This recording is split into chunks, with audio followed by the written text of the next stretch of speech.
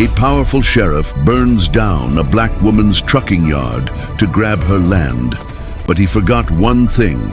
She still had 10 80,000-pound reasons to come back for revenge. The air in Oak Haven County, Texas, was thick with the smell of burning rubber and diesel fuel. Orange flames licked the night sky, consuming everything Dandara Freeman's family had built over 3 generations.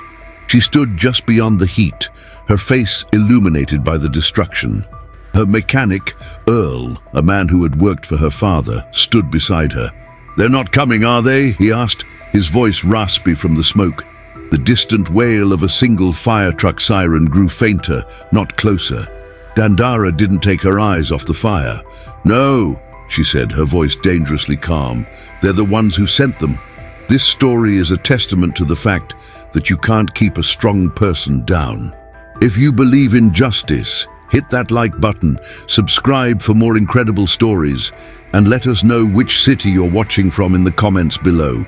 And type justice if you're ready to see Dandara fight back. Dandara Freeman was 34 years old, and trucking was in her blood. Her grandfather started Freeman Hauling with a single flatbed truck after the war. Her father turned it into a respectable regional business. When he passed, the keys were handed to her. She was tough, fair, and knew every inch of a Detroit diesel engine. The yard wasn't just a piece of property, it was a legacy, a symbol of black ownership and independence in a county that didn't always welcome it. The main office, her father's office, was now a collapsing skeleton of charred wood. Inside, photos, trophies, and logbooks from 50 years of hard work were turning to ash. This wasn't just an attack on her business, it was an attempt to erase her history. The problem had a name: Sheriff Wes Morgan. He ran Oak Haven County like his personal kingdom. For months, he'd been pressuring Dandara to sell her land. He wanted it for a new luxury housing development, Morgan Creek Estates, a project that would make him and his cronies rich. The Freeman Hauling Yard was the prime piece of real estate he needed to complete the puzzle. Dandara had refused him every time. "This land isn't for sale, Sheriff. Not now, not ever." His last visit had been a week ago. His smile was wide, but his eyes were cold as ice. "Everything has a price, Dandara. You should think about what it might cost you to say no." Now, she knew the price. The attack had been professional. 2 dark pickup trucks without license plates had rolled up just after midnight. Men in dark clothes moved quickly, splashing gasoline on the office and the main garage. They knew exactly where to hit to cause the most damage. They weren't just trying to scare her, they were trying to annihilate her. As she watched the flames, the grief in her chest began to cool and harden into something else. It was a cold, pure, unyielding rage. The next morning, the yard was a ruin of twisted metal and black soot. Dandara walked straight into the Oak Haven County Sheriff's Department. The deputy at the desk, a young man named Miller with a smug look, didn't even stand up. "Can I help you?" "I'm here to report an arson at Freeman Hauling." Miller tapped on his keyboard with one finger, feigning interest. "Arson, huh? You sure it wasn't some faulty wiring? Old buildings, you know." "I'm sure," Dandara said, her voice flat. "I have security camera footage of the men who did it." This got his attention. He looked up. "Footage? Well, bring it in and we'll take a look." The server was in the office. "It's a pile of melted plastic now." Miller leaned back in his chair, a small smile playing on his lips. "Well, that's a shame. Without evidence, it's just your word. You got insurance, right? That's what it's for." Just then, Sheriff Morgan walked out of his office. He was a big man, polished and confident in his crisp uniform. He projected an aura of absolute authority. "Dandara," he said, his voice dripping with false sympathy. "I heard what happened. A real tragedy. My condolences." "Save it, Morgan," Dandara said, looking him straight in the eye. "You and I both know who's responsible for this." The sheriff's friendly mask didn't slip, but the threat in his eyes was unmistakable. "That's a serious accusation, son. You'd better be careful what you say. This is a lawful county." Dandara knew then that there would be no investigation, no justice. The man who burned her life's work to the ground was the same man tasked with protecting her. She was completely on her own. She returned to the wreckage of her yard. Earl was there, trying to salvage some tools from a half-burnt shed. "It's a total loss, Dee," he said, wiping soot from his forehead. "They got everything." "Not everything," Dandara said, looking toward the back lot, separated from the main yard by a thicket of trees. The fire hadn't reached it. Parked there in a neat row were her 10 car carriers, the pride of her fleet. Each one a massive, powerful machine capable of hauling a dozen vehicles across the country. They were her only remaining assets, her only hope. "They'll be back," Earl said quietly. "They won't stop until they have this land, and next time they won't just burn metal." Dandara stared at the 10 hulking rigs. An idea began to form, born of desperation and fury, a wild, audacious plan. "Get the drivers," she said to Earl, "the ones we can trust. Tell them to be here in 1 hour. We're getting the fleet out of here." "Out where?" "We got no contracts, no office, nothing. We're going south," she declared. "We're going to disappear before Morgan realizes what's happening." Earl looked at her, seeing the fire was no longer just in the yard, but in her eyes. "We're running?" "No," Dandara said, a grim smile touching her lips for the first time. "We're not running, Earl. We're relocating the fight." The escape was a race against the dawn. A small, loyal crew of drivers showed up without question. They worked in near silence, their faces grim, checking tires, fluids, and fuel levels by flashlight. Dandara coordinated everything, her voice low and steady. Every rumble of an engine, every clang of metal felt like a gunshot in the quiet night. As the last truck was ready, her phone buzzed. An unknown number. She answered, expecting a threat. "They're watching you," a muffled voice said. "Morgan's got a deputy sitting on the highway a mile south of your turnoff. Go north first. Take the old county road." The line went dead. She had an ally, someone on the inside. It was a small crack in Morgan's armor, but it was enough. At 4 a.m., a convoy of 10 massive car carriers, their beds empty, rolled silently out of the ruined yard and turned north away from the main highway. They were a ghost fleet, escaping under the cover of darkness. Sheriff Morgan thought he had erased the Freeman legacy from Oakhaven County. He was wrong. He had just put it on wheels and aimed it right back at him. But how can one woman with 10 trucks take down a man who controls an entire county? Undefined. The convoy drove through the pre-dawn darkness, a 10-headed steel serpent slithering through the back roads of Texas. Dandara was at the lead, her hands gripping the wheel of her Peterbilt. Her knuckles were white. Every pair of headlights in her rearview mirror was a potential threat. Every quiet stretch of road felt like an ambush waiting to happen. She spoke into her CB radio, her voice a low, steady command. "Eyes open. Radio silence unless you see something. We're 50 miles from Oakhaven. We don't stop for anything." A chorus of clicks from her 9 other drivers was the only response. They understood. They were no longer just truckers, they were fugitives. 3 hours later, as the sun began to bake the asphalt, they pulled into a dusty, forgotten truck stop called the Last Chance Oasis. It was 100 miles from anywhere that mattered.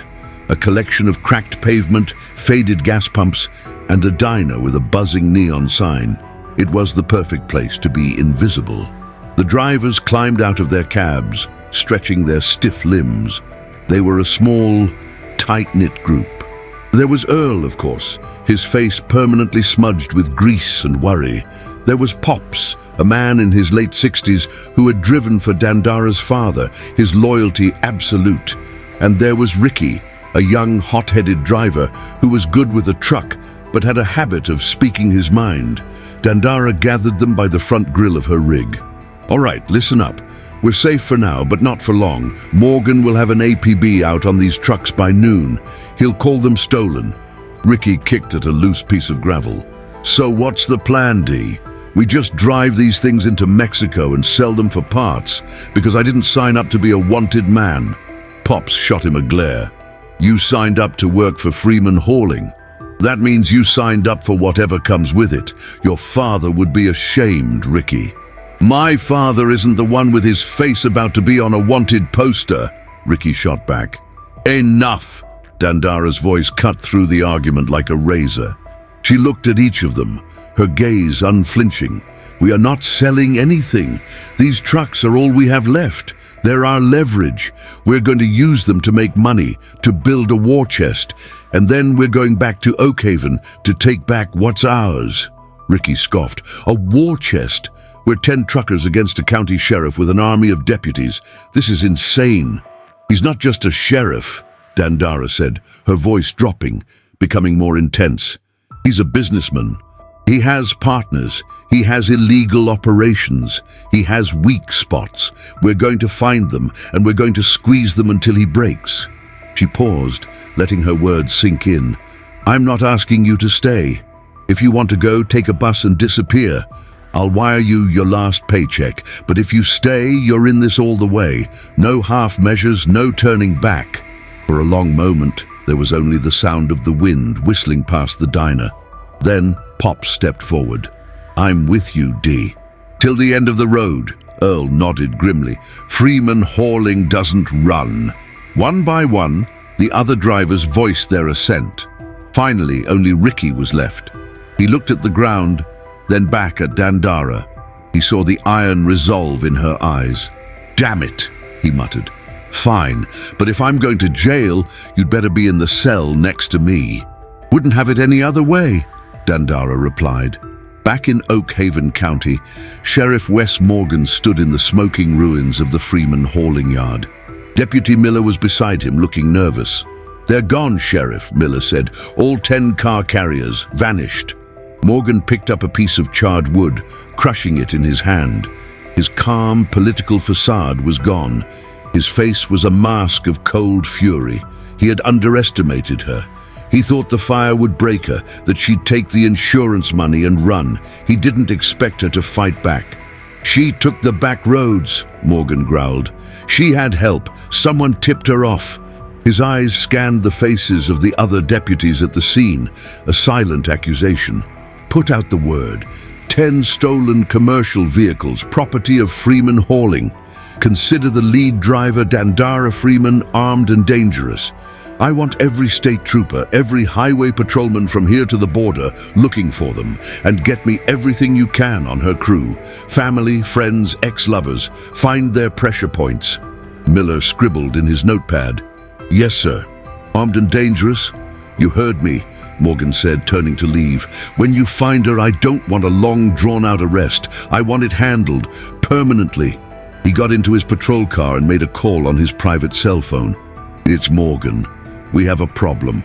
The Freeman girl took the assets. She's in the wind. He listened for a moment. No, I'll handle it. But our timeline for the development just got moved up. I want bulldozers on that property by the end of the week. Burned or not, it's mine. Dandara's burner phone, a cheap prepaid device she'd bought for cash, vibrated in her pocket. Unknown number. It was her ally. Did you get out? The muffled voice asked. We did, thanks to you. Who is this? That doesn't matter. Morgan just put out an APB. He's labeled the trucks as stolen and you as armed and dangerous. He's given his deputies a green light to shoot on sight. A chill went down Dandara's spine. This was more than just a land grab. Morgan wanted her dead. He's not just a corrupt cop, the voice continued. He's a player in a much bigger game. The Morgan Creek Estates project is a front for a massive money laundering operation for a cartel out of Mexico. The pieces clicked into place. The violence, the desperation, the absolute refusal to take no for an answer. It was never just about houses. How do I fight that? Dandara asked, her voice barely a whisper. You don't fight the cartel. You cut off Morgan's value to them. He has a man, a logistics expert who moves the dirty money disguised as legitimate shipping transactions. His name is Marcus Thorne. He operates out of a logistics firm in San Antonio called Lone Star Freight Forwarders. Find Thorne, you find the money trail, expose the money trail, and the cartel will cut Morgan loose. They'll solve your problem for you. Why are you helping me? Morgan ruined my life a long time ago. the voice said, a hint of pain seeping through the distortion. "It's time someone ruined his. Be careful, Dandara. Thorne is not a simple man." The line went dead. Dandara stood by her truck, the Texas sun beating down on her. The game had changed. This wasn't just about her family's land anymore. She was now a pawn in a war with a cartel. But the tip gave her a target, a name, Marcus Thorne, Lone Star Freight Forwarders. She called her drivers back together. Her voice was steady, infused with a new, dangerous purpose. "Change of plans. Fuel up the trucks. We're not hiding. We're going to work. We're heading to San Antonio." San Antonio was a concrete beast, a sprawling metropolis that swallowed their 10-truck convoy whole. The anonymity was both a comfort and a threat. They were a small fish in a very big, very dangerous ocean. Getting lost was easy, but so was getting caught. Every police car that passed sent a jolt of adrenaline through Dandara's veins. The APB meant their rigs were glowing red targets on every law enforcement computer in the state. They couldn't stay on the main roads. They needed a place to hide, a base of operations. Pops came through. Over the CB, he directed them to a series of industrial backstreets on the city's south side, a maze of warehouses and rail yards. He made a call on a burner phone. "I know a guy," he'd told Dandara. "Jimmy owes me a favor from way back." "What kind of guy?" she'd asked. "The kind that doesn't ask questions if the cash is green." Their destination was a defunct auto salvage yard, Jimmy's Boneyard, surrounded by a 20-foot fence topped with razor wire. A short, wiry man with oil-stained hands and suspicious eyes met them at the gate. This was Jimmy. He looked at the 10 massive car carriers and whistled low. "Pops, you always did know how to make an entrance. This is gonna cost you more than a bottle of bourbon." Pops handed him a thick envelope of cash, part of the emergency fund Dandara's father had always kept hidden in a safe. "That's for 1 week of silence and a blind eye, Jimmy. We use the back warehouse. We don't exist." Jimmy thumbed through the bills, his suspicion melting away. "For this much? I ain't never seen you. Park 'em in the back. Just don't bring any heat down on my place." Inside the cavernous, dusty warehouse, Dandara laid out the plan. It was a two-pronged attack. "Phase 1 is recon and revenue," she announced, her voice echoing in the huge space. "We need cash to keep this operation going, and we need information. Pops, Earl, you take 5 trucks. Find some local, cash-only hauling jobs, short runs, car auctions, private sales, anything that doesn't require electronic logs or official paperwork. Stay off the interstate. Use the service roads." The men nodded. It was risky, but they needed to earn. "The rest of you are with me," she continued, turning to Ricky and 2 other drivers. "We're focusing on Lone Star Freight Forwarders. Ricky, you're on digital. I want everything. Company registration, employee lists, social media. Find Marcus Thorne. I want to know what he eats for breakfast and what time he goes to bed." Ricky cracked his knuckles, a grin on his face. "Finally something I'm better at than Pops." "And I," Dandara said, "I'm going to get a look at the place myself." Dean, the next day, Dandara drove a beat-up pickup truck she'd bought from Jimmy for $500. She wore a baseball cap and sunglasses, her hair tucked up underneath. Lone Star Freight Forwarders was located in a high-security industrial park. The place was a fortress. 18-wheelers moved in and out with precision. The entire perimeter was lined with cameras. Getting inside would be impossible, but as she watched from a distance, she noticed the drivers. They all congregated at a small Greasy Spoon diner across the street, the Hubcap Cafe, before and after their shifts. That was her way in. Meanwhile, Pops and his crew were out trying to make a living. It was on a quiet county road 50 miles outside San Antonio that the danger became real. A state trooper parked behind a billboard clocked one of their trucks, driven by a man named Carlos, going 5 miles over the speed limit. The lights flashed. Carlos's voice came over the CB, tight with panic. "I got a smoky on my tail. He's lighting me up." Pops, who was a few miles ahead, responded instantly. "Stay calm, son. Pull over, be polite. You're just hauling some cars for a private collector. Your paperwork is in order." But it wasn't about the speeding ticket. When the trooper ran the truck's VIN, the system would flag it as stolen. Carlos had about 90 seconds. "I can't get caught, Pops," Carlos said, his breathing heavy. "You won't," Dandara's voice cut in. She'd been monitoring their channel. "Ricky, where is he?" Ricky was already working on a laptop in the warehouse. "County Road 281, heading north. There's a dirt turnoff in 2 miles. Leads to an old quarry." "Pops, you see that turnoff?" Dandara commanded. "I see it, D." "Carlos, when you hit that turnoff, you're gonna have to do something crazy. Drop your gears and hit the dirt. Don't slow down. Pops, you're going to block the road. Jackknife your rig right after he passes." "Copy that," Pops said, his voice steady as a rock. Carlos saw the dirt road approaching. The trooper was right behind him, siren now blaring. He took a deep breath, yanked the wheel, and the massive car carrier plunged off the pavement, kicking up a colossal cloud of dust and rock. The trooper, caught by surprise, swerved to follow. Just as the patrol car cleared the intersection, Pops's rig slid into view, his trailer swinging out and completely blocking the 2-lane road. The trooper slammed on his brakes, skidding to a halt just inches from 40 tons of steel. By the time he could reverse and find a way around, Carlos and his truck were long gone, lost in the maze of quarry roads. They had escaped, but the message was clear. There was no safe place for them. Back in San Antonio, Dandara sat in a booth at the Hubcap Cafe, nursing a cup of coffee. She listened to the chatter of the Lone Star drivers. They complained about dispatch, about traffic, about their boss, Marcus Thorne. They described him as meticulous, cold, and obsessed with punctuality. He never came to the diner. He was a ghost in his own company. That evening, Ricky got a hit. "I got him, D," he said, pointing to his laptop screen. "Marcus Thorne. He's a creature of habit. Divorced, no kids. Every Tuesday and Thursday night, he goes to the same upscale bar downtown, the Velvet Lantern.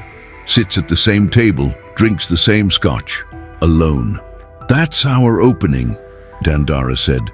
"I'm going to get a closer look at our money man." The Velvet Lantern was a world away from the greasy truck stop diner. It was all dark wood, low lighting, and quiet jazz. Dandara, dressed in a simple black dress she'd bought at a thrift store, felt completely out of place, but she forced herself to walk in with confidence.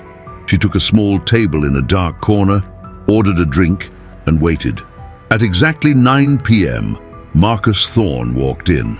He was in his 50s, impeccably dressed in a tailored suit. He moved with an air of quiet, predatory confidence. He didn't look like a thug. He looked like a CEO. He was precise, dangerous. Dandara watched him for an hour. He checked his phone, sipped his drink, and surveyed the room with intelligent, calculating eyes. She was about to leave, having learned nothing more than what he looked like, when another man entered the bar and approached Thorne's table. Dandara froze.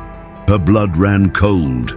It was Deputy Miller, Sheriff Morgan's smug, condescending lackey from Oakhaven County. He looked nervous and out of his depth. "The sheriff is getting impatient," Miller said, his voice a low, anxious whisper. Thorne didn't even look up from his drink. "Impatience is expensive. Tell him the package will move on schedule. Thursday, Pier 12 down at the port of Corpus Christi." He slid a small envelope across the table. "That's his commission for the last run. Tell him not to spend it all in one place." Miller snatched the envelope and practically fled the bar. Thorne calmly finished his drink, paid his tab in cash, and left. Dandara sat in her corner, her heart pounding. It wasn't just a money trail anymore. It was a physical shipment, a package, and it was moving in 2 days. Morgan's corruption wasn't just in Oakhaven. His men were here, in her new backyard, working directly with the cartel's paymaster. She now knew the what, the when, and the where of their next move. The question was, what was she going to do about it? Dandara drove back to the salvage yard, her mind racing faster than the beat-up pickup's engine. A package, a pier, a payoff. This was it. The link, the weak point she had been looking for. She skidded to a stop in the warehouse, dust billowing around the truck. The entire crew was there, cleaning weapons, running engine diagnostics, or just waiting. The tension was a living thing in the air. "Gather up," she said, her voice sharp and clear. "Now." They formed a semicircle around her, their faces illuminated by a single bare bulb hanging from the rafters. She didn't waste time. "I saw him. Marcus Thorne. He's not just a money man, he's the dispatcher. He met with Deputy Miller from Oakhaven." A murmur went through the group. Ricky's eyes widened. "Miller! Here!" "Here," Dandara confirmed. "Morgan's reach is longer than we thought. They're moving a package this Thursday. From Pier 12 at the port of Corpus Christi. Thorne paid Miller a commission. This is their whole operation in motion." Earl wiped his hands on a rag, his expression grim. "A package? What kind of package are we talking about, Dee? This ain't just about some dirty real estate money anymore, is it?" "No," she said, looking each of them in the eye. "It's not. My source says this is a cartel operation. Morgan is their man in Oakhaven, and Thorne is the one who keeps the machinery running." The word cartel hung in the air, heavy and cold. The reality of their situation crashed down on the crew. This was no longer a fight against a crooked local sheriff. They were stepping into a war with an enemy that didn't have rules and didn't leave witnesses. Ricky was the first to break the silence. "Whoa! Whoa, hold on. A cartel? A goddamn cartel, D? I signed on to get your land back, not to get my head mailed to my mother in a box. This is suicide." "He's right," another driver, a young man named Leo, chimed in. "We're truckers, not soldiers. We can't win this." Pop stepped forward, his old eyes hard as steel. "We knew this wasn't going to be easy. You think a man like Morgan gets that powerful by playing fair? You want to run, Leo? Go. But don't you dare call yourself a trucker on your way out. We finish what we start." "This isn't about finishing a run, Pops. This is about staying alive," Ricky shot back. "Enough!" Dandara's voice boomed, silencing the argument. "Ricky is right to be scared. We all are. If you're not, you're a fool. But he's wrong about one thing. We are not fighting the cartel.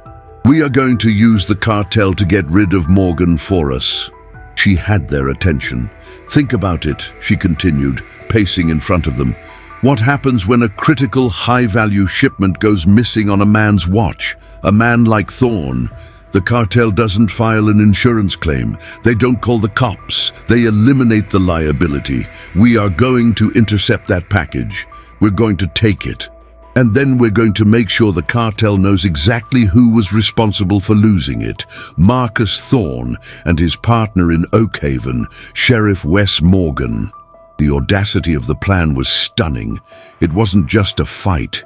It was a setup. A high-stakes chess move designed to turn their enemies against each other. Earl slowly nodded. "You take their money. They take their heads. It's clean." "It's anything but clean, Earl, but it's our only move," Dandara said. "So here's the plan. We have less than 48 hours. We're going to hit them at the port." Ricky, his fear now replaced by a surge of adrenaline, was already on his laptop. "The port of Corpus Christi is a federal facility, D. Security is insane. TWC cards, biometric scanners, the works. We can't just drive in." "Then we find a way," she said. "Ricky, get me satellite imagery of Pier 12. I want every access road, every security checkpoint, every camera blind spot mapped out. Earl, I want you and Pops to get 2 of the rigs ready. Make them look pristine.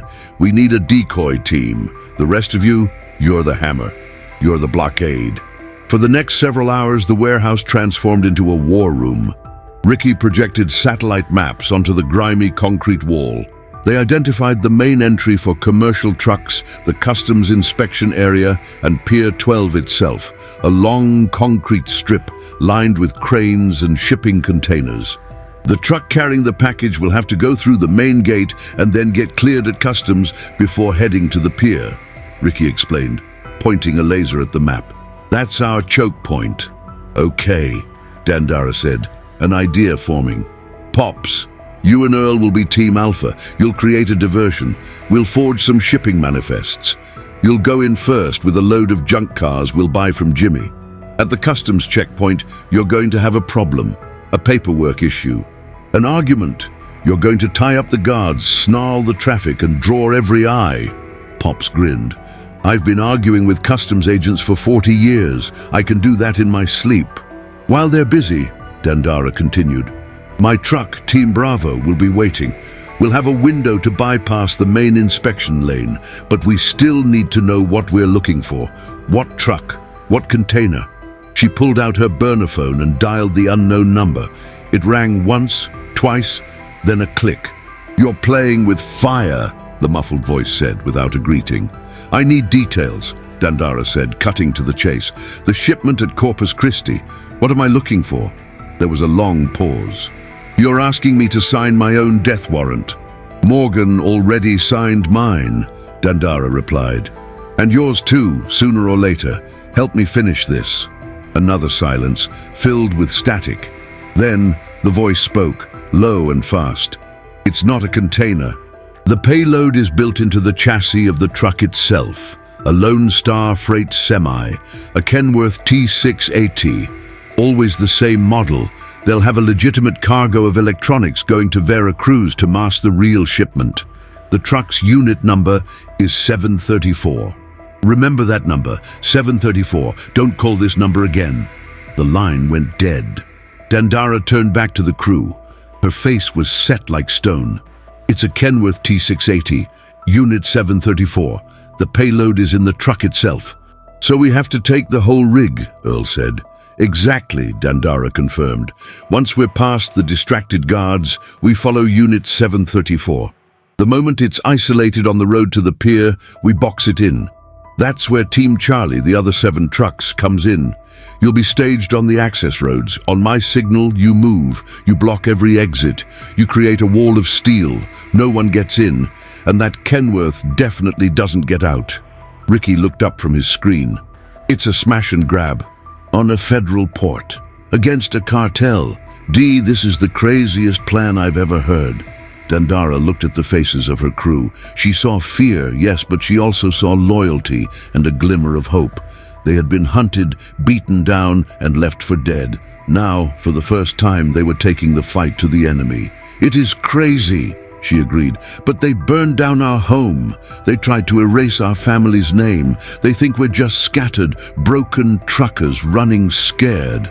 On Thursday, we're going to show them what Freeman Hauling is really made of. The pre-dawn air over Corpus Christi was thick with salt and diesel. The 10 trucks of Freeman Hauling moved like ghosts through the industrial outskirts of the city, their engines a low rumble against the coming dawn. There was no chatter on the radio. Every driver knew their role. Every move had been rehearsed. This wasn't a haul, it was an invasion. Dandara led Team Bravo, her own rig flanked by Ricky's. 7 more trucks, Team Charlie, peeled off one by one, melting into the shadows of access roads and empty lots surrounding the port. They were the cage, waiting for the trap to be sprung. Dandara watched as the last 2 trucks, Team Alpha, continued toward the port's main entrance. Pops was behind the wheel of the lead rig, a car carrier loaded with 10 rusted, barely functional cars purchased from Jimmy's boneyard. Earl was his wingman in the second truck. They were the bait. Alpha is approaching the gate. Pops's calm voice crackled over the secure channel. Showtime! Dandara parked in an overlook area designated for waiting trucks, giving her a clear line of sight to the customs checkpoint a quarter-mile away. Her heart hammered against her ribs. Every detail of the plan had to work perfectly. One mistake, one suspicious guard, and this would end in a hail of gunfire. Team Alpha rolled up to the inspection booth. A uniformed customs agent took the clipboard from Pops. The delay was immediate. Dandara watched through binoculars as the agent shook his head, pointing at the paperwork and then back at the cars on the trailer. The diversion had begun. Pops's voice, now intentionally loud and indignant, carried over the radio. "What do you mean the vines don't match? I checked them myself. Your scanner must be busted." The agent was unmoved. "Sir, the manifest says this is a 1998 Ford, but the VIN on the vehicle is for a 99. I can't clear it." Earl chimed in, playing his part. "Come on, man, it's a one-digit difference. It's a typo. We got a schedule to keep." The argument escalated.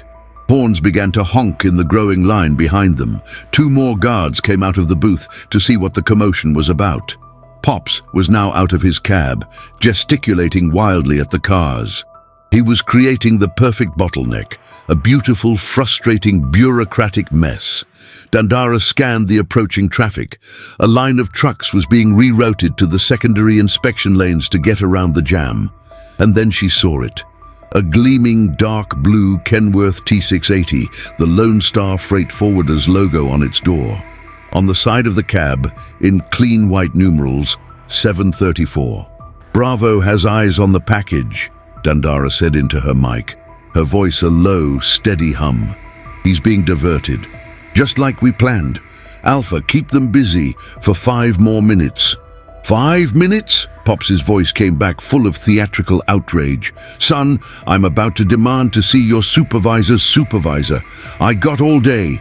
Unit 734 was waved through the secondary lane with a cursory glance. The guards were too focused on the shouting match Pops was orchestrating. The Kenworth cleared the checkpoint and began the 2-mile drive down the long, isolated causeway that led to Pier 12. Dandara pulled her rig out of the waiting area, falling in behind it at a safe distance. Ricky was right behind her. "Charlie team, status," Dandara commanded. 7 clicks answered in succession. The cage was ready. "We're on the move," she said. "He's all yours." The causeway was a strip of concrete cutting through the water, lined on either side by stacks of shipping containers and industrial equipment. There were no exits. It was a kill zone. Dandara closed the distance, her massive Peterbilt filling the Kenworth's mirrors. The driver of Unit 734 glanced back, his face neutral. He probably thought she was just another impatient trucker. Ahead, the road curved. As the Kenworth rounded the bend, it happened. The first of Team Charlie's trucks, a massive car carrier, pulled out from behind a stack of containers, completely blocking the road ahead. The driver of Unit 734 slammed on his brakes, his tires screaming in protest. Before he could even think to reverse, Dandara's rig was on his bumper and Ricky had pulled up alongside, boxing him in on the left. Earl, having extricated himself from the diversion, roared up and sealed the trap from behind. In seconds, the other 6 trucks from Team Charlie emerged, forming an impenetrable wall of steel. The Kenworth was entombed. The driver, a hard-faced man with a military-style haircut, realized he wasn't being carjacked, he was being captured. He gunned the engine, ramming the truck in front of him. The sound of crunching metal echoed across the port, but the massive car carrier barely budged. Dandara was out of her cab before the sound faded, a heavy tire iron in her hand. Earl and Ricky flanked her, equally armed. "Get out of the truck!" she yelled, her voice carrying over the idling engines. "Hands where I can see them." The driver hesitated, his hand drifting down, likely towards a weapon. Pop's voice came over a loudspeaker they had rigged. "Son, there are 10 trucks here.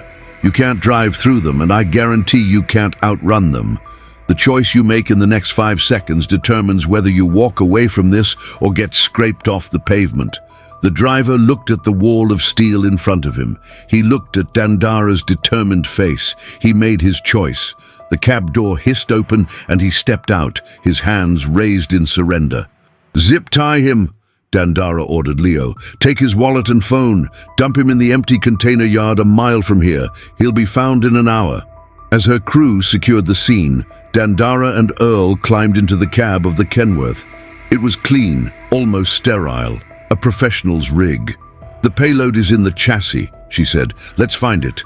They spent 10 frantic minutes searching until Earl found it under the passenger side floor mat, a cleverly concealed panel. He pried it open. Inside, it wasn't a mountain of cash. It was something far more valuable.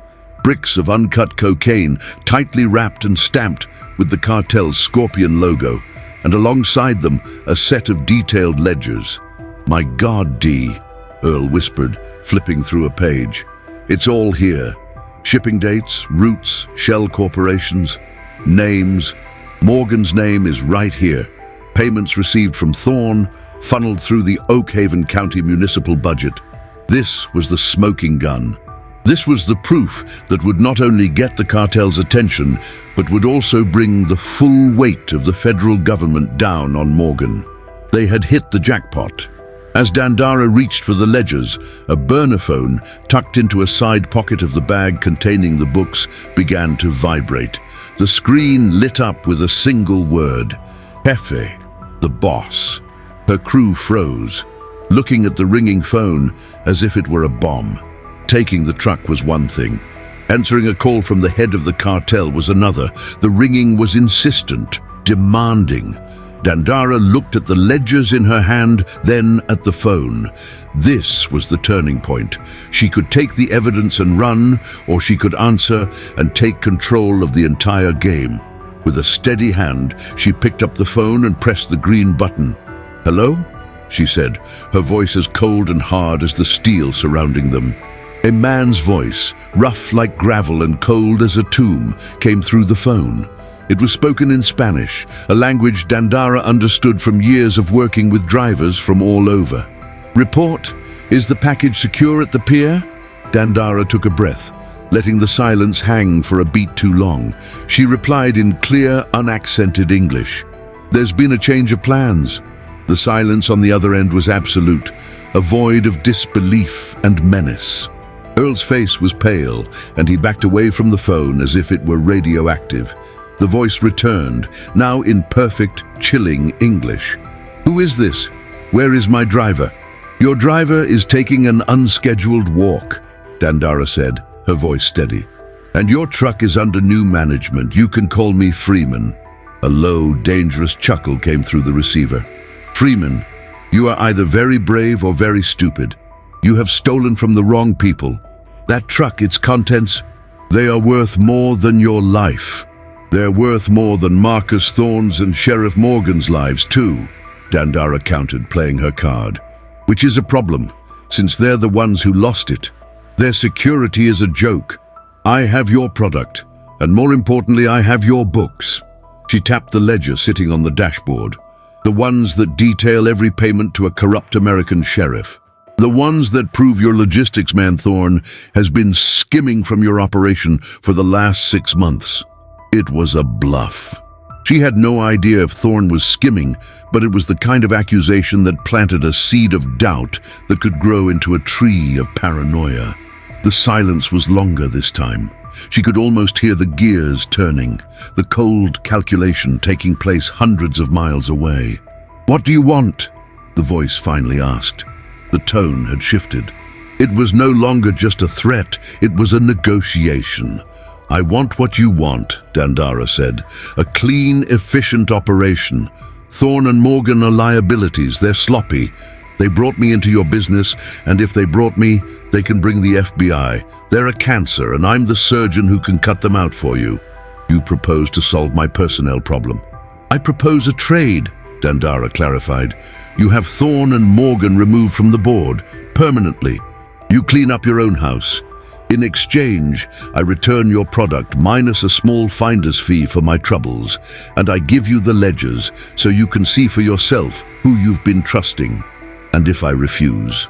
If you refuse, I make one phone call to the DEA," Dandara said, her voice dropping to an icy whisper.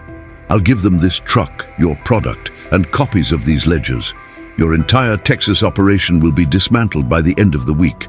Thorne and Morgan will flip on you to save their own skin, and your name will be at the top of their witness list. So you have a choice. You can lose a couple of dirty employees, or you can lose everything." The man on the other end was quiet for a full minute. Dandara held her breath, her knuckles white as she gripped the phone. "You are not stupid," he said at last. "Leave the truck and its contents in the warehouse at the end of Pier 4. Leave the ledgers on the driver's seat. The key under the mat. Be gone in 1 hour. If it is all there, I will consider your proposal regarding Mr. Thorne and Sheriff Morgan. If you are lying, or if this is a trap, there is no corner of this earth you can hide from me." The line went dead. Dandara lowered the phone. The cab of the truck felt 10 degrees colder. Earl was staring at her, a mixture of terror and awe on his face.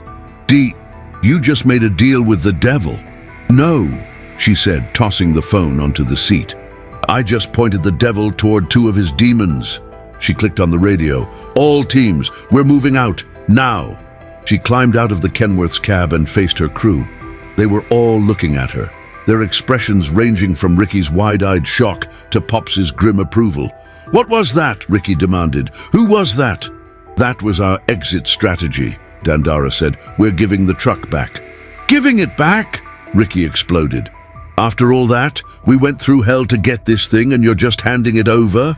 "We didn't go through hell for a truck full of drugs, Ricky," she snapped. "We did it for the leverage. We did it to put Morgan in the crosshairs, and that's exactly where he is now.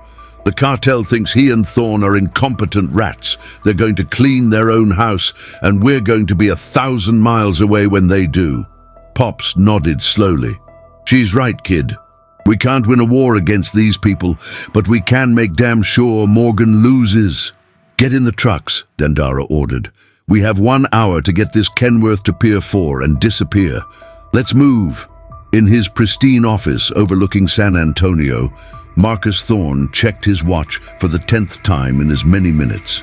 Unit 734 was late. 20 minutes late. His driver wasn't answering his phone. Punctuality was everything in his business. It was a sign of control, and he was losing control. He dialed a secure number on his desk phone. "Status on 734, he said, his voice clipped. "Still no contact, sir," a dispatcher replied. "GPS went dark 25 minutes ago. Last known location was on the causeway to Pier 12. Thorne felt a cold knot form in his stomach. "GPS doesn't just go dark." He slammed the phone down and immediately dialed Sheriff Wes Morgan. Morgan answered on the 3rd ring, his voice relaxed and arrogant. "Thorne, I hope you're calling to tell me my payment is on its way. We have a problem," Thorne said, his voice tight. "A big one. The asset is missing." "Missing? What do you mean, missing?" Morgan's voice lost its easygoing tone. "A 40-ton truck doesn't just go missing. It's gone dark. No GPS, no contact on the port causeway. It's been hit, Wes. It has to be." "Hit by who?" "The feds. The feds would have the whole port locked down. Sirens everywhere. This is quiet. It's clean. It's professional," Thorne said, the implications dawning on him. "It's her. It has to be the Freeman woman." Morgan laughed, a harsh, ugly sound. "Don't be ridiculous. She's a trucker, not a ghost. My men are scouring the state for her. She's probably hiding in some cheap motel crying into a pillow." "Your men couldn't find a rain cloud in a hurricane," Thorne snarled, his composure cracking. "She slipped out of your county with 10 trucks, and now she's just hijacked a cartel shipment worth 8 figures. Do you have any idea the kind of trouble we're in? When El Jefe finds out, you handle it." Morgan cut in, his voice now cold and hard. "This is your end of the operation. Your logistics, your security. You assured me it was foolproof. Fix it. And you'd better hope she's just some dumb trucker, because if she has what was on that truck, she doesn't have to hide in a motel. She has the evidence to burn us both to the ground." Morgan hung up. Thorne stared at the phone, a sheen of cold sweat on his forehead. Morgan was cutting him loose. He was on his own, and El Jefe did not tolerate failure. Back at the port, the Freeman hauling convoy moved with silent efficiency. Dandara drove the Kenworth herself, leading the procession to Pier 4. The pier was deserted, a long finger of concrete pointing out into the dark water, dominated by a single massive empty warehouse. It was the perfect anonymous drop spot. She parked the rig deep inside, placed the ledgers neatly on the driver's seat, and put the key under the mat, just as instructed. She took one last look at the truck that held all their problems and all their solutions. Then she turned her back on it and climbed into the passenger seat of Pops's rig. "Let's go home," she said. "Home?" Earl asked over the radio. "We're going back to Oak Haven." "No," Dandara said, watching the lights of Corpus Christi shrink in the distance. "Not yet. We're going back to Jimmy's boneyard. We're going to lay low and watch the fireworks. The cartel has the problem now. Let's see how they solve it." The drive back from Corpus Christi was silent. Not the focused, mission-ready silence of the drive down, but a heavy, echoing quiet filled with the ghosts of what they had just done. The adrenaline had faded, leaving behind a raw, buzzing exhaustion. In the cab of Pop's truck, Dandara stared out at the endless Texas highway, the passing headlights blurring into streaks. She had stared into the abyss, and for a terrifying moment, the abyss had looked back and offered a deal. Earl, Ricky, Pops, they were all truckers who had signed on to fight a crooked sheriff. Now they were accessories to a multi-million-dollar cartel heist. They had crossed a line from which there was no return. When they rolled back through the gates of Jimmy's boneyard, the sun was just beginning to rise, painting the sky in shades of bruised purple and orange. The 10 trucks parked in the warehouse, their engines dying one by one, the silence returning thicker than ever. The drivers climbed down from their cabs, moving like old men, their faces etched with fatigue and strain. Jimmy came out of his small office, a cup of steaming coffee in his hand. He looked at their faces, then at the trucks. "Nobody's smiling," he observed. "So I guess you either failed or you succeeded, and you're all terrified. Which is it?" "We're tired, Jimmy," Pop said, clapping the smaller man on the shoulder. "Just tired." Dandara gathered the crew in the center of the warehouse. They looked at her differently now.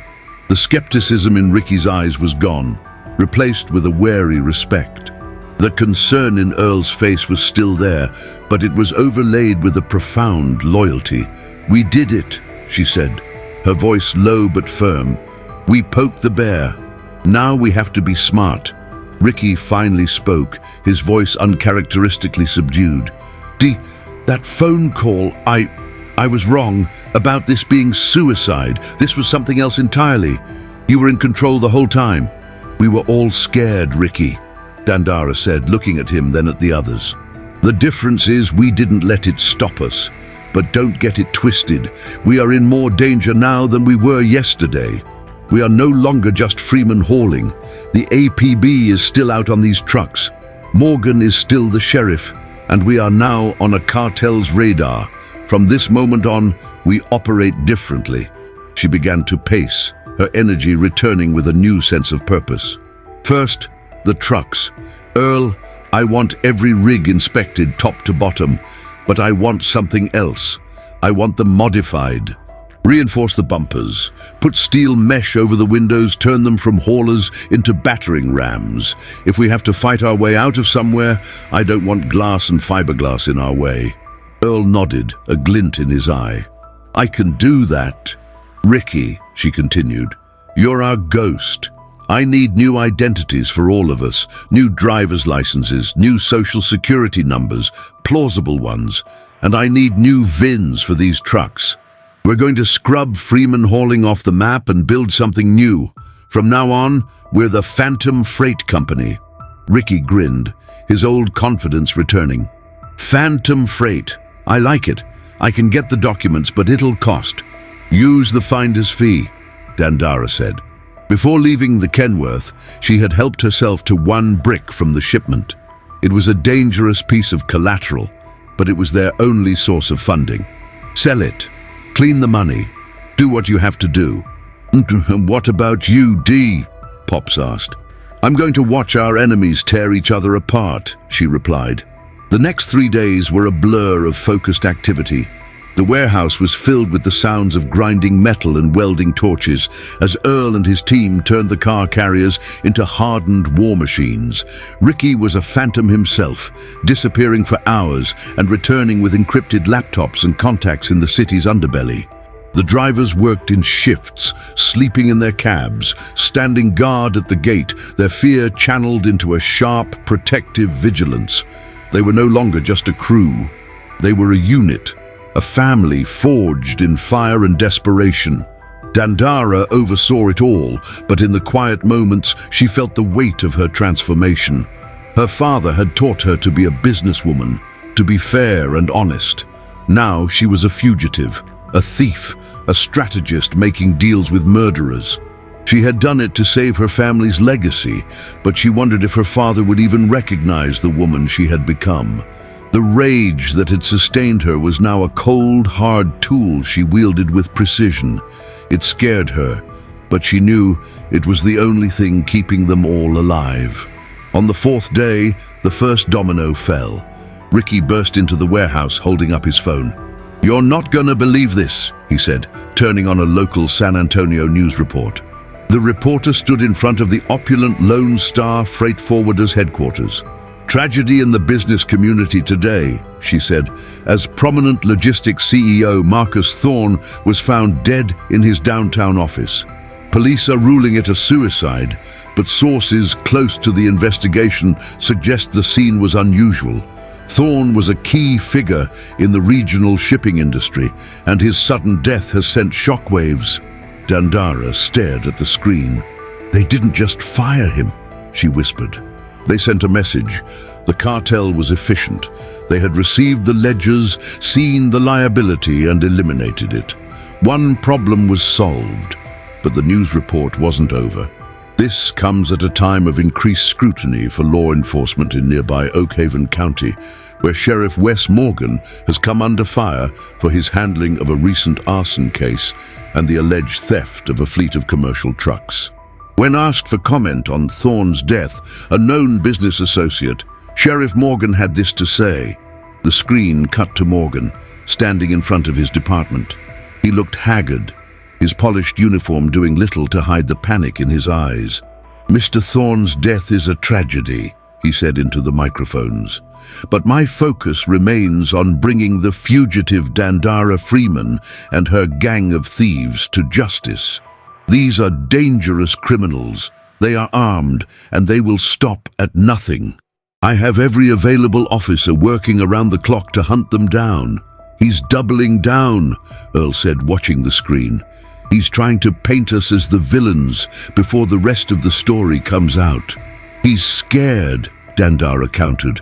"Thorne is dead. He knows he's next on the cartel's list. His only move is to find us, to find the evidence he thinks we still have, and try to use it to save himself." Just then, her burner phone rang, the one her ally used. She answered it immediately. "Did you see the news?" the muffled voice asked. "I saw it. Is it done?" "Thorne is done," the voice confirmed. "But you've made Morgan desperate. He's a cornered animal now. He's pulled every deputy off regular patrol. He's not just searching for you anymore. He's hunting you. He's been tracking your drivers' families. He put a tail on Pops's daughter in Austin." A wave of ice water washed over Dandara. "What?" "She's fine. I got a friend on the APD to intercept them. But he's not playing by the rules anymore, Dandara. He's coming after your people, not just your drivers, but their families. He's trying to flush you out." Dandara's knuckles were white. Morgan had just crossed the final line. This was no longer about land or money or revenge. It was about protecting her family. "Thank you," she said to the caller. "Keep them safe." She hung up the phone and turned to her crew. The time for hiding was over. The time for waiting for the fireworks was done. "He's going after our families," she said, her voice devoid of all emotion, except for a chilling resolve. "He thinks he can hunt us. He's wrong." She walked over to the large map of Texas, pinned to the warehouse wall. She picked up a marker and drew a hard, straight line from San Antonio right back to the heart of Oak Haven County. "We're done running. We're done hiding. We're gonna take his home, his town, and his power right out from under him. Earl, get the trucks ready. We're going back to Oakhaven." The declaration hung in the air of the warehouse, heavy as a shroud. "We're going back to Oakhaven." For a moment, no one moved. The exhaustion that had settled on the crew was replaced by a sharp, cold dread. This was different from the port. The port was a surgical strike on enemy turf. Oakhaven was the lion's den. Pops was the one who broke the silence, his voice a low rumble of concern. "Dee, I'm with you to the end of the line, you know that. But rolling 10 rigs into a county where every cop has our picture is not a plan.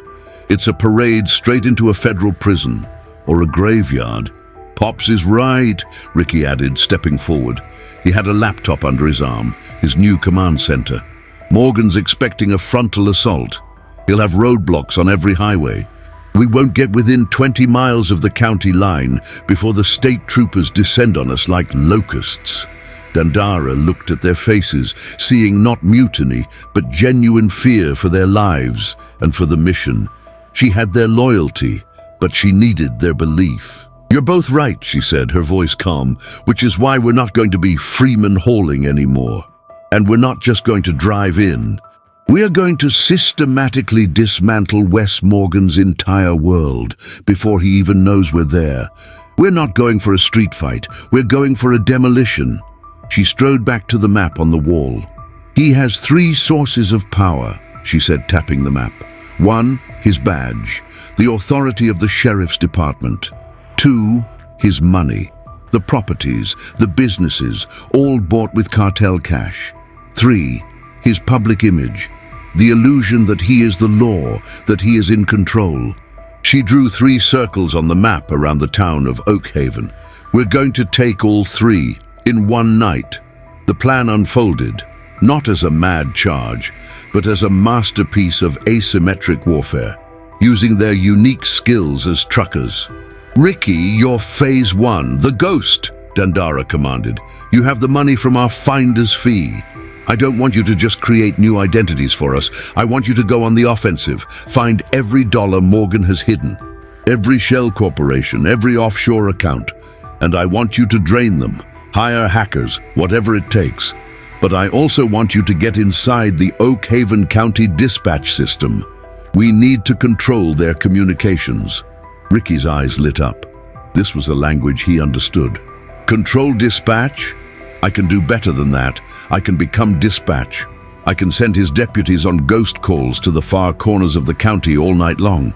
"Exactly," Dandara said. "Isolate him." She turned to Earl and Pops. "You two are Phase 2, the Thunder. You're in charge of the convoy. We're not using the interstate. We're taking the old logging roads, the farm tracks, the paths only a trucker would know. We'll approach Oakhaven from the west, through the hills, where they'll never expect us. Our new VINs have to be in place, the Phantom Freight logo on every door. We arrive as ghosts, but when we hit like thunder." Earl nodded, a grim smile on his face. The reinforced steel plow on the front of Dandara's rig, which he'd just finished installing, gleamed under the warehouse lights. He'd nicknamed the truck the Reckoning. "And what's Phase 3? Pops asked. "Phase 3 is me," Dandara said, her voice dropping. "The Reckoning. While his deputies are chasing shadows and his bank accounts are bleeding out, Morgan is going to get 2 visitors. The first will be from the cartel. They don't like loose ends, and they certainly don't like a man who brings this much heat down on their operation. He's a dead man walking, and he knows it." She paused, letting the weight of that sink in. "But before they get to him, he's going to get a visit from me. I'm not going to his office, I'm going to his home, the one he built with my family's blood and fear." Before anyone could object, her burner phone buzzed. It was her ally. She walked to a quiet corner of the warehouse. "He's unraveling," the muffled voice said, tense and urgent. "Thorne's death pushed him over the edge. He's fortified his house out on Miller's Ridge. He's got 3 of his most loyal deputies there with him around the clock. He's not sleeping at his official residence in town anymore. He's running scared." "Miller's Ridge," Dandara repeated. I know the place. It overlooks the whole valley, including my family's land. Exactly. It's a fortress, but he has a weakness, the voice continued. The town's annual Founders' Day festival is tomorrow night. He has to make an appearance. It's the one time he'll be forced out into the open to maintain that public image of control. He'll have a security detail, but it's your best chance to get him away from his fortress. No, Dandara said, a new, colder plan forming in her mind. It's not a chance to get him. It's a chance to take everything else. While he's at the festival, his fortress will be empty. What are you planning, Dandara? The ally asked, a hint of alarm in their voice. I'm planning on ending this, she replied. One more thing. You said Morgan ruined you. I need to know why. I need to know I can trust you when things get loud. There was a long pause. When the voice returned, the distortion couldn't hide the pain. My name is Samuel Jones. I was a deputy under Morgan's predecessor. I was the one who started investigating the money trail for the Morgan Creek Estates project. Morgan found out. He planted evidence in my car, had me fired, and blacklisted me from every law enforcement job in the state. He destroyed my name, my career, my life. Taking him down is all I have left. Okay, Samuel, Dandara said, the name grounding the phantom voice into a real person with real pain. Here's what I need you to do. She returned to the crew, her eyes blazing with a fierce, terrible clarity. New plan. The Founders' Day festival is tomorrow night. Morgan will be there playing the part of the beloved sheriff. She pointed at the map. While he's shaking hands and kissing babies, our real work begins. Ricky, you won't just drain his accounts. You'll project the transaction records onto a screen on the side of the courthouse, right in the middle of the festival. You will expose him in front of the whole town. Ricky's jaw dropped, then curved into a wide, malicious grin. Public humiliation. I love it. Earl, you and half the team will take 5 of the trucks to his real fortress on Miller's Ridge. You're not going there to fight. You're going there to repossess. He paid for that house with dirty money. We're going to use our rigs to pull it off its foundation. Earl stared at her, then let out a low whistle. You want us to literally tear his house down? He burned my house down, Dandara said flatly. Seems fair. Pops, you and the rest of the team will take the other 5 trucks. You're going to the place where this all started. She tapped the location of her family's yard. Morgan has already started bulldozing the land. His construction equipment is sitting there right now. You are going to remove it. Permanently. Pops nodded, his face a grim mask. With pleasure. And me, Dandara concluded, her voice low and dangerous. I'm not going to his house anymore. I'm going to find him at that festival. In front of his town, his deputies, and his legacy, he's going to face me, the woman he tried to erase. The fear in the warehouse had been replaced by a white-hot resolve. This was no longer just a plan for revenge. It was a plan for reclamation. It was audacious. It was insane. It was perfect. All right, Dandara said, clapping her hands together. Phantom Freight, let's get to work. We have a busy night ahead of us. Night fell on Oakhaven County, bringing with it the cheerful sounds of the Founders' Day festival. The town square was a sea of smiling faces, carnival games, and the smell of popcorn. On a brightly lit stage, Sheriff Wes Morgan, in his dress uniform, shook hands and posed for photos, a beacon of law and order. But beneath the polished veneer, he was a man besieged. His phone was silent. Thorne was dead. The cartel hadn't called. Every shadow seemed to hold a threat. He was a king presiding over a party, all while knowing the executioner was on his way. He just didn't know from which direction the axe would fall. At 8:15 p.m., the first axe fell. Miles away, in a van parked on a hill overlooking the town, Ricky initiated Phase 1. Ghost is in the machine, he whispered into his headset. Let's get this party started. Across the county, the radios in every patrol car crackled to life with a series of urgent, simultaneous calls. A 5-car pileup on the old highway, a robbery in progress at a farm on the southern border, a fire at the lumber mill. Every call was a phantom. expertly crafted to send Morgan's deputies racing in opposite directions, leaving the town square dangerously exposed. At 8:20 p.m., Phase 2 began. On Miller's Ridge, the roar of 5 diesel engines shattered the quiet night. Earl's team, the Thunder, rolled up to Morgan's fortified mansion. There were no deputies in sight, just as Samuel had predicted. They worked with the grim efficiency of a demolition crew. Heavy chains were unspooled. High tensile winch cables were attached to the main support beams of the house's foundation. "Take the strain," Earl commanded over the radio. 5 engines roared in unison. The cables went taut, groaning under the immense pressure. Wood splintered. The house shuddered, a wounded beast groaning in protest. Then, with a deafening crack that echoed across the valley, the entire structure was ripped from its concrete slab, collapsing into a heap of shattered wood and broken glass. Morgan's castle was rubble. Simultaneously, at the old Freeman hauling yard, Pops's team went to work. The bulldozers and excavators Morgan had brought in to pave over the Freeman legacy sat silent under the moonlight. Pops didn't waste time. He maneuvered his reinforced rig, its steel plow gleaming, and simply drove through the first bulldozer. The sound was a symphony of destruction, crunching metal, shattering glass, hydraulic lines bursting. The other 4 trucks followed suit, turning millions of dollars of heavy machinery into a twisted scrapyard in less than 5 minutes. They were not just destroying equipment, they were salting the earth, ensuring Morgan could never build on their land. Back in the town square, Morgan's smile was beginning to crack. His radio was a storm of confused deputies reporting false alarms. Then, at 8:30 p.m., Ricky unleashed his masterpiece. The large, blank brick wall of the courthouse, which served as a backdrop for the festival, flickered to life. A projector, hidden in a second-story window across the square by Samuel, cast a massive image for the entire town to see. It wasn't a movie. It was a bank statement.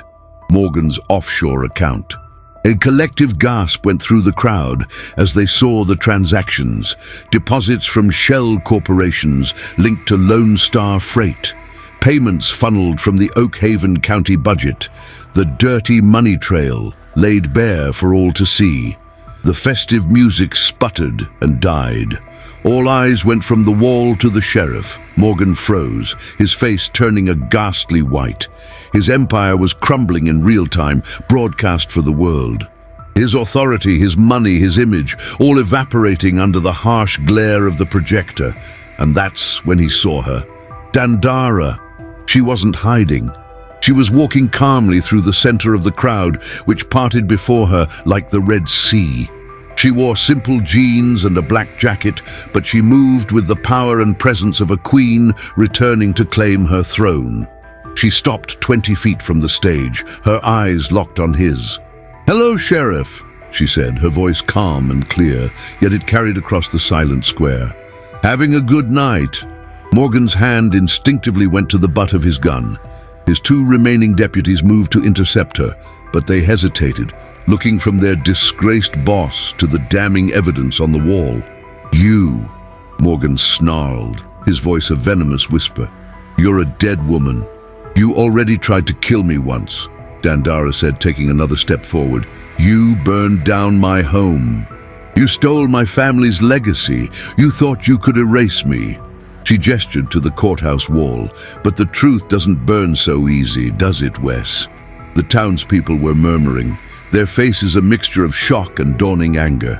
They were seeing the man behind the badge for the first time. "This is all lies, doctored evidence," Morgan shouted, his voice cracking with desperation. "She's a wanted fugitive, a criminal. The only criminal on this stage is you," a new voice said. A man in a simple suit stepped out from the crowd to stand beside Dandara. It was Samuel Jones. "I was Deputy Samuel Jones," he announced to the crowd and to the wavering deputies. "And I can personally attest that every number on that wall is true. I have the original files. Sheriff Morgan is a traitor who sold this town out to a cartel." That was the final blow. Morgan's deputies lowered their weapons, their loyalty broken. The crowd began to surge forward, their murmurs turning into angry shouts. Morgan was trapped. His deputies had abandoned him. His town had turned on him. His money was gone. His house was gone. He did what all cornered animals do. He snapped. He drew his weapon, not at Dandara, but at the crowd. "Get back, all of you, get back." But before he could take another step, two figures emerged from the shadows at the edge of the square. They wore expensive suits and moved with an unnatural calm, their eyes fixed only on Morgan. They were the cartel's cleaners, El Jefe's promise being kept. Morgan saw them. A new, more profound terror filled his eyes. He knew who they were. He knew why they were here. He was trapped between the town he had betrayed and the monsters he had served. Dandara simply looked at him, her face a mask of cold justice. "Your business partners are here to see you, Sheriff," she said. "It seems your contract has been terminated." Morgan stared at the two men, then back at Dandara, the architect of his ruin. The two men advanced, their hands reaching inside their jackets. Dandara didn't stay to watch the end. Her work was done. She turned her back on the chaos, on the shouting, on the inevitable brutal conclusion. She melted back into the crowd, a phantom who had brought the reckoning. Justice had been served, not by a court, but by a convoy. And as she walked into the darkness toward the sound of 10 idling diesel engines, she knew this wasn't the end. It was the beginning of Phantom Freight. The 10 trucks of the newly christened Phantom Freight met at a predetermined rendezvous point, a deserted way station 5 miles outside Oak Haven's county line. They rolled in one by one, their engines a low, powerful growl in the night. The sounds of sirens from the town were faint, a chaotic echo of the world they had just turned upside down. The drivers climbed out of their cabs, not with cheers, but with a kind of stunned, solemn silence. They had done it. They had won. The reality of their victory was as heavy as any cargo they had ever hauled. Dandara stood leaning against the grill of her rig, the reckoning, watching her people. Earl was checking the tires on his truck, a force of habit. Pops was staring back toward the faint glow of the town, a thoughtful expression on his face. Ricky was on his laptop, already erasing their digital tracks, a ghost cleaning up after a haunting. "So, what now, boss?" Ricky asked, not looking up from his screen. The title was new, but it felt right. "Now we disappear," Dandara said. "Properly this time. With our new papers, our new name. We find a quiet corner of the country and start again. We earned it." "So what about the land?" Earl asked, walking over. "It's ours again. We can't just leave it." "The land will be there," Dandara replied. "It's not going anywhere, but Oak Haven is going to be crawling with state police and feds by sunrise. We can't be here when they arrive. They won't see us as heroes. They'll see us as a loose end." As she spoke, a pair of headlights crested the hill, coming toward them fast. It was a single Oak Haven County patrol car. Instantly, the crew tensed. Tire irons appeared in hands. Drivers moved to get back into their cabs. "Hold," Dandara commanded, holding up a hand. "It's just one car. Let's see who it is." The patrol car screeched to a halt 50 yards away, its headlights pinning them in a harsh glare. The driver's side door opened and Deputy Miller stepped out, his gun drawn. He looked pathetic, a man completely out of his depth, his uniform rumpled, his face pale with fear and a misplaced sense of duty. "It's over, Freeman," he shouted, his voice cracking. "You and your whole crew are under arrest. Put your hands in the air." Ricky let out a short, incredulous laugh. "Is this guy for real? There's 10 of us and 1 of him." "He's all that's left of Morgan's authority," Dandara said quietly, "a scared kid with a badge." "I'm not kidding," Miller yelled, taking a shaky step forward. "I'm still a deputy of this county." Dandara started walking toward him, slow and deliberate. The headlights cast her in silhouette, a formidable, unmovable figure. "Your county is in chaos, Miller," she said, her voice even. "Your boss is dead or in the custody of men who don't make arrests. Your fellow deputies are scattered. You have no authority here." "I have this," he shouted, brandishing his gun. Dandara stopped, just out of arm's reach. She didn't look scared. She just looked tired of it all. "What are you going to do, Miller? Shoot me? Then what? My crew will tear you and that car apart. You won't make it 2 feet." She gestured behind her to the 10 massive battle-scarred trucks idling in the darkness. "Or you can put the gun down, get back in your car, and drive away. Go home, be a cop tomorrow, a real one. The choice is yours." Miller stared at her, then at the line of trucks, their reinforced steel bumpers looking like the teeth of some great metal beast. He saw the cold resolve in the eyes of Pops and Earl. He saw the utter futility of his position. The last shred of Morgan's corrupt power was facing down 80,000 pounds of reality multiplied by 10. His arm trembled, the gun lowered. He looked defeated, a ghost of a system that no longer existed. Without a word, he backed away, got into his car, and sped off into the night, leaving them alone on the highway. A few minutes later, another quieter vehicle approached from the direction of town. This time, it was a simple sedan.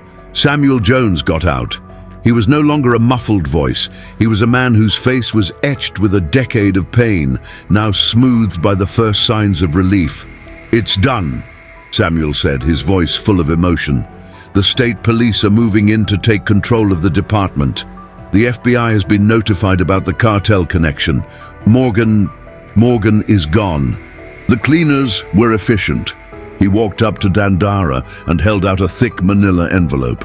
The State Attorney General's office was already building a case against Morgan. My evidence was the final piece. They've already started seizing his assets. But this, he handed her the envelope. This was the first thing they did.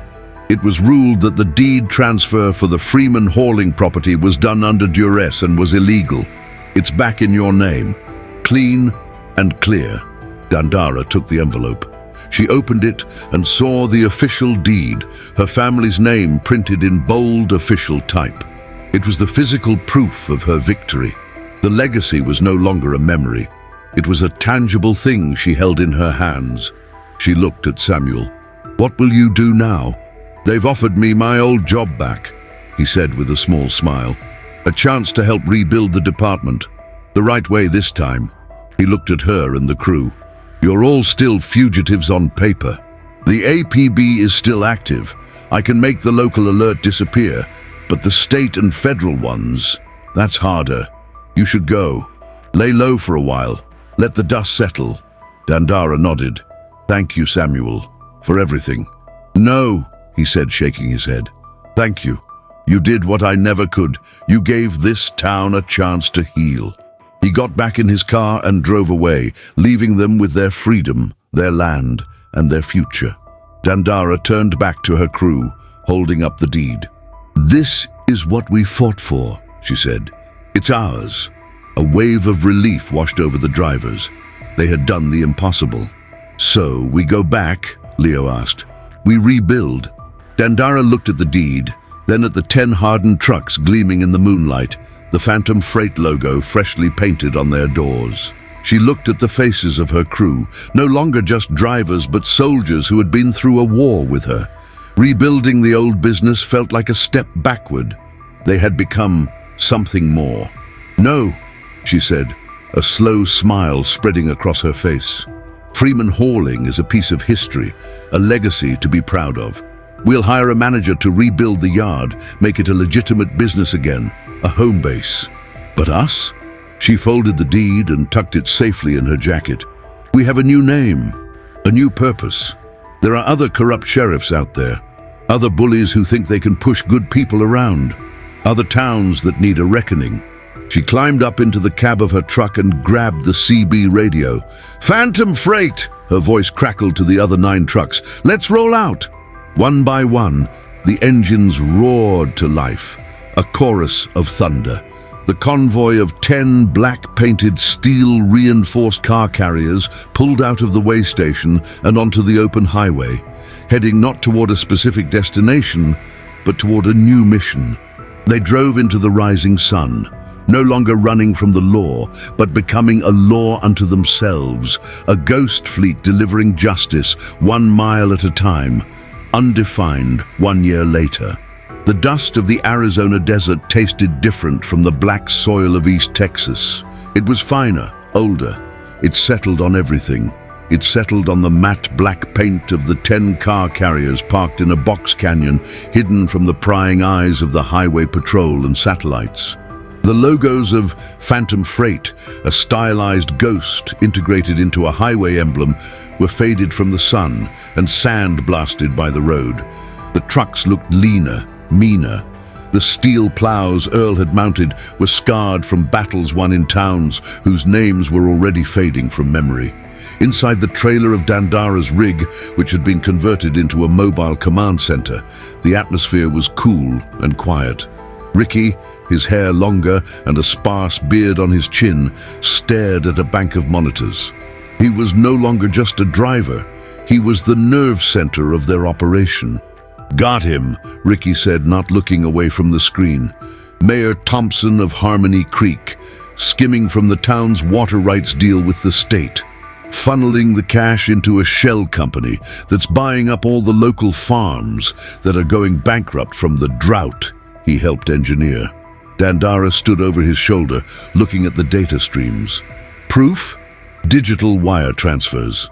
Encrypted emails between him and the Water Consortium.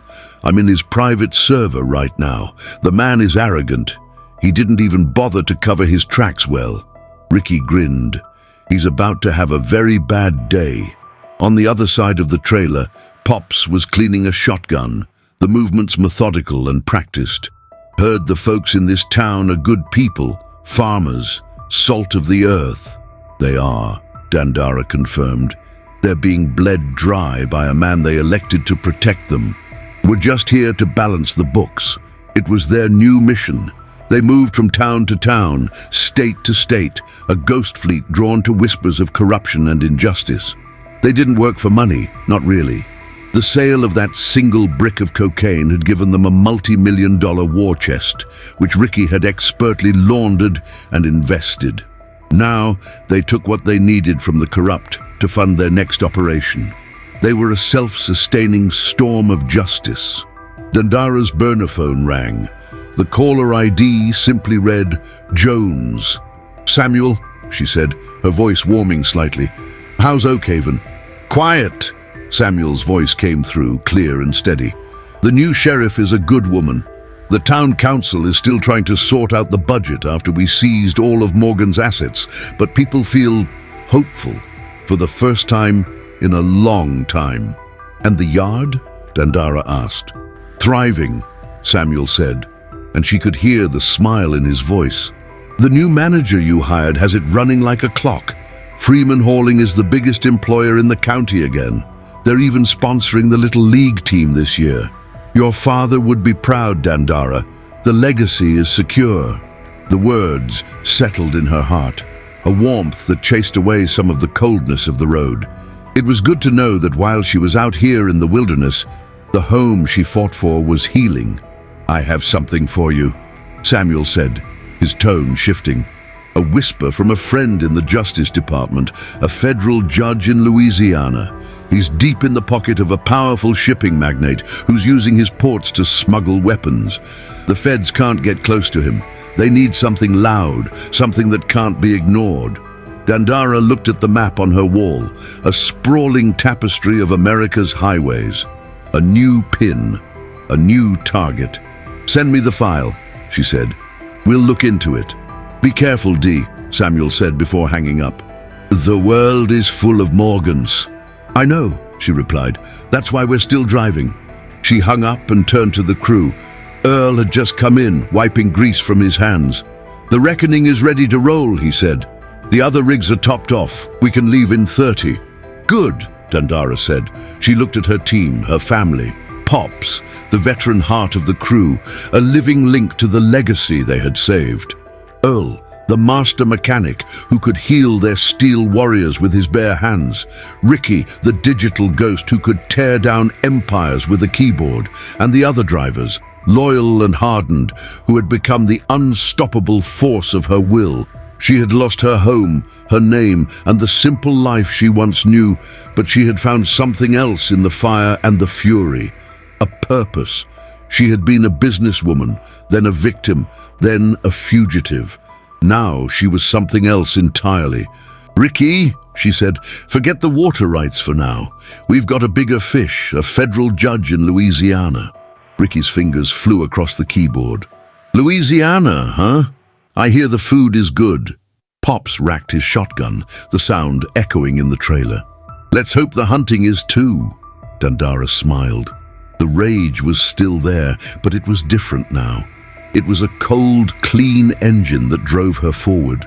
It was the fuel for Phantom Freight. "All right, you heard him," she said to the crew, her voice ringing with the authority she had earned in blood and diesel. "Let's go remind another bully what happens when they push good people too far. Mount up. We're heading east." Outside, the desert wind howled.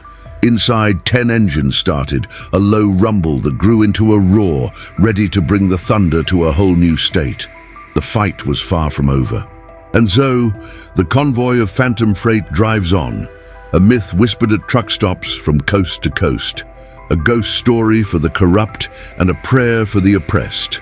Their story isn't just one of revenge, it's a story about a line that exists for all of us. The line between who we are and who we are forced to become when everything we love is turned to ash. Dandara Freeman was a businesswoman, a daughter, a pillar of her community. Wes Morgan and the system that protected him burned that woman to the ground. But from those ashes, something harder, something colder, something unbreakable rose to take her place. She didn't just rebuild her life, she reforged it into a weapon. This story is a stark reminder that power, when left unchecked, will always devour the powerless. Morgan saw a piece of land, but what he tried to destroy was a legacy. He saw a lone woman, but he failed to see the strength of the community that stood with her. He thought his badge and his connections made him untouchable. He learned, in his final moments, that there are forces in this world far more absolute than a corrupt man's authority. Forces like loyalty, family, and the righteous fury of a good person pushed too far. Every member of that crew faced a choice. They could have walked away. Pops could have retired. Earl could have found a job at any garage in the country. Ricky could have used his skills to make a fortune in the private sector. But they stayed. They stayed because they understood something fundamental, that an injustice to one is a threat to all. They put their lives on the line not just for Dandara, but for the very idea that a person's life work, their family's history, should not be erased by a bully with a badge. They became outlaws to uphold a law more just than any written in a book. Think about the transformation. 10 simple car carriers, tools of commerce, were turned into instruments of war. A group of ordinary truckers became a precision strike team. A woman, grieving the loss of her legacy, became a general leading a revolution on 18 wheels. This wasn't a choice they made lightly. It was a choice that was forced upon them. It shows that the true measure of a person isn't how they act in times of comfort, but how they respond when the fire is at their door. Do they flee? Do they surrender? Or do they climb into the driver's seat of a 40-ton rig and drive straight through the flames? Dandara's journey proves that the most formidable power isn't bought with dirty money or enforced with a gun. It's earned through resilience. It's forged in loyalty. It's conquered through the sheer, unyielding will to fight for what is right, even when you're standing all alone against the storm. They tried to take her legacy, so she became a legend. This story is for everyone who has ever felt powerless, everyone who has been wronged by a system that was supposed to protect them. It's a testament to the idea that even when the odds are impossible, even when the enemy seems invincible, a small group of determined people can change the world. Or at the very least, they can change one corrupt corner of it. And sometimes that's enough to give everyone else hope. The story of Phantom Freight is a reminder that justice isn't always found in a courtroom. Sometimes it's delivered on the open road with the roar of a diesel engine and the unwavering conviction of those behind the wheel. If this story of resilience and justice resonated with you, if you believe in standing up to bullies, no matter how powerful they are, then please support our channel by hitting that like button. Subscribe and turn on notifications so you never miss another incredible story of people fighting back against the odds. We have so many more stories to tell. And if you made it this far, you're a true part of our community. Show your support by commenting, "I watched until the end," down below. It helps our channel more than you know, and lets us see who our most dedicated viewers are. What did you think of Dandara's final decision? Was it justice or was it revenge? Let us know in the comments. Thank you for joining us on this journey. The road ahead is long, but together we can continue to share the stories that matter. Click the video on your screen right now for another unbelievable story of a person who refused to be broken. We'll see you there.